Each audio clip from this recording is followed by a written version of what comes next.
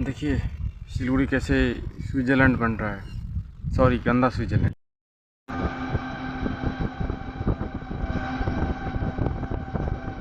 आटिकारा नौका घाट मेडिकल, जहाँ भी जाइएगा रोड के बगल में आपको कचरा ही मिलेगा। कहीं भी साफ ताज़ी हवा आप नहीं ले सकते, हर तरफ आपको दुर्गंध ही मिलेगा खाली। तो राजू बिस्टा सर, जो छोटी छोटी नदियाँ हैं हमारे यहाँ पे, वो भी पूरा बर्बाद हो चुका है। हर नदी में कचरा है खाली। आप किसी नदी में, छोटी नदी में आप उतर नहीं सकते, ऐसा हालत है। अब नॉर्थ बंगाल की, हमारे जो उत्तर बंगाल की पहचान है वो छोटी छोटी नदियों से ही है।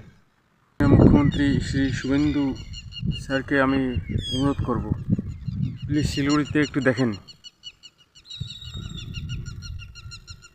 এক্স মুখ্যমন্ত্রী শ্রীমতী মমতা বন্দ্যোপাধ্যায় 15 বছর থেকে শিলিগুড়িকে আমাদের সুইজারল্যান্ড বানাচ্ছেন। দেখুন সুইজারল্যান্ডের অবস্থা কীরকম।